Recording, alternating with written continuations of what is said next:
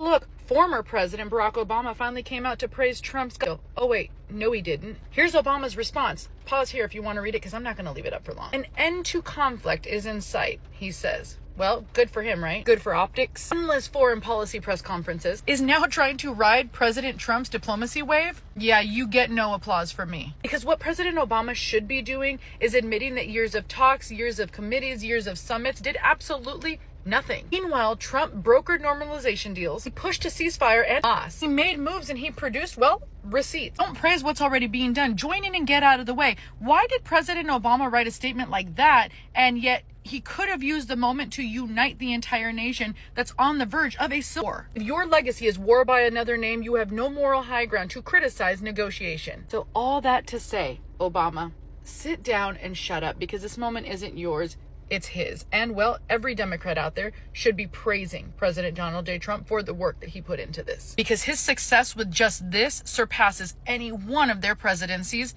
in its entirety. Barack Obama, how could you put out a post on social media and not even say one little bit to Donald Trump about what a great job that he has done? I have to tell you, this is disgusting. This is so vile that I'm going to read this to you. I find this just so insulting as Barack Obama comes out and says, after 2 years of unimaginable loss, Donald Trump wasn't the president.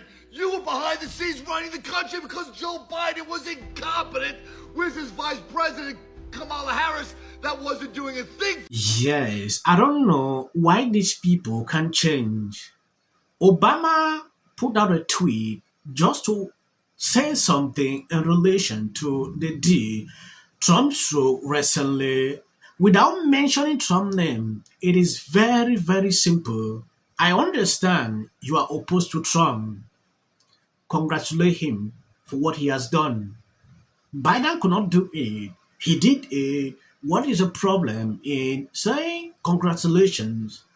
Sometimes when I look at people like this, you should actually not believe a word coming from these people, because if you can see something like this, then twist it, then you are not to be trusted. Yeah, when you take a look at this tweet from Vivek, come on Obama, say his name. It is the easiest opportunity you have ever had to give some credit to President Trump and unite Americans. The fact that you refuse to do it, even in this one very special case, reflects why we are so divided. That is vivid, setting out. But did you get a chance to check out Barack Obama's statement? Now, there was nothing inherently wrong with the statement, but there is something I noticed. Did you notice something there or not notice something there?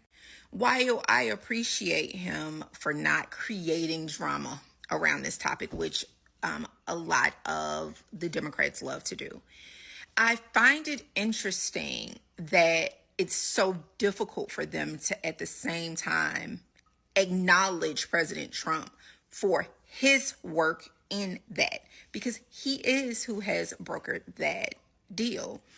I find it interesting that it's so difficult to give credit where credit is due, because we're so busy pushing this narrative of he's horrible, he's awful. And what happened if you actually say he did something great? I found that interesting. Did you notice it? You know, I was reflecting on the racial division in our country and really where did it start? Like when can it be pinpointed that the racial division started? You know, you see so much racial division. And I remember growing up, we really didn't talk about race like that. It was not something that was talked about even in high school. And when I got to college, it was just something that we talked about a little bit, but it wasn't really talked about, right? We were beginning as a country not to really be defined by the color of our skin. We had just elected a black president.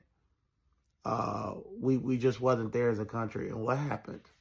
Well, that same black president that the country trusted began to bring division in this country on a level we'd never seen before. Went after his political opponent for the first time. with what he did and spying on Trump's campaign, using which it came out now. He also weighed in on stories. Usually presidents never weighed in on stories like the Trayvon Martin story that he weighed in on and made it about race when it wasn't about race. They made the guy who killed Trayvon Martin, they made him a white person when he was a Hispanic person. And so Obama, we call him the divider in chief, and it really started with him. And then the media, when Trump got elected, went behind, did not like it at all. They didn't think he would win. And so they began to use the only thing they could to bring division and hatred among each other so that he would never get in again, to paint him as a white supremacist, which before Trump got elected, nobody thought Trump was racist. And then they began to use the media, and we began to see an uptick in terms like white supremacy, and systematic racism, and terms like that. DEI, CRT exploded, and it was all self-induced. It was all induced on purpose by the media, by the Barack Obama. He started it. There is one thing that triggered me on this tweet. If you take a look at this, after 2 years of unimaginable loss and suffering for their families and the people of God, we should all be encouraged and relieved that an end to the conflict is within sight, that those hostages still being held will be reunited with their families, and that vital aid can start reaching those inside. Who initiated this? That is a question I'm asking. From, right? You have put that writing, acknowledging that what Trump did is very important without calling his name. You can see the level of hypocrisy with these people. Not only him, watching Bernie Sanders, he did the same thing. Democrat can't stop. I don't know why the level of politics had to reach this level. Like, seriously, it is insane. My team informed me that there's more and that we needed to play. And I think it's SOT 31. You really go there. And then Do you really say, because how many times somebody asks, what are you thinking about? And you're like, well, let me make up a thing because I don't want to actually tell you what I was thinking about. Happened right now. Which was like, the way you're chewing makes me want to smack you upside the head. That's why guys don't want to have Would that be an edge? That would be an edge. And that would be really interesting. You could open something up there in a big way. Why does your chewing annoy me so much? Hearing another person chewing is you're hearing the essence of who they are. Attempt. And somehow Michelle Obama thinks this is going to make her super relatable by always talking about how much she loathes her life partner. I don't know if Michelle Obama can realize that over criticizing the husband is embarrassing herself. Yeah, every single time she's doing this, at a certain point, I don't see this to be okay. I understand she has the opinion to say what she wants, but sometimes doing this every single time is ridiculous. This is not the first time criticizing, this, that. Would be an edge. And that would be really interesting. You could open something up there in a big way. Why does your chewing annoy me so much? Right. She cannot stand him, Glenn.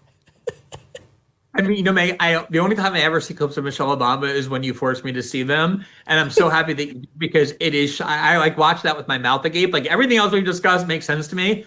The level of contempt and hatred that she harbors for him, and not only that she harbors for him, but apparently feels a strong need to let everybody know she has. It's not enough for her to just silently hate him. She wants to publicly talk. I mean, I think we discussed the last time I was here that MSNBC article about that woman saying how terrible marriage was. Yes, that was just an insight for video I put out a few days ago. Michelle putting him on a blast. When you take a look at what these people are doing, it's concerning. Thank you guys who has been there sharing out my videos. God bless you abundantly. As of the short clips, that is for the YT algorithm. Joke even for. JD Vance should be the next president of the United States. If you want to serve in the American...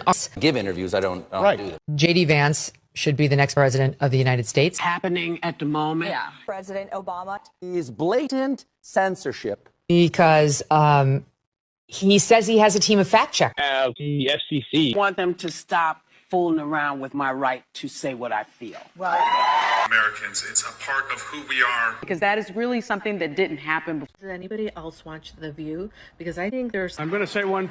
Look, there are certain rules of free speech that we must all abide by. But in case anyone needs a refresher, we're going to go over the rules again. He does not have a right to have a television show where he lies his ass off to the American people. Well, there are repercussions to spreading lies. Somebody to get up there, not all the same people that are in these polite... Disagree with what Gavin Newsom said, that he doesn't... Dave Chappelle, he's not wrong. So people are always talking about the fact that this is quite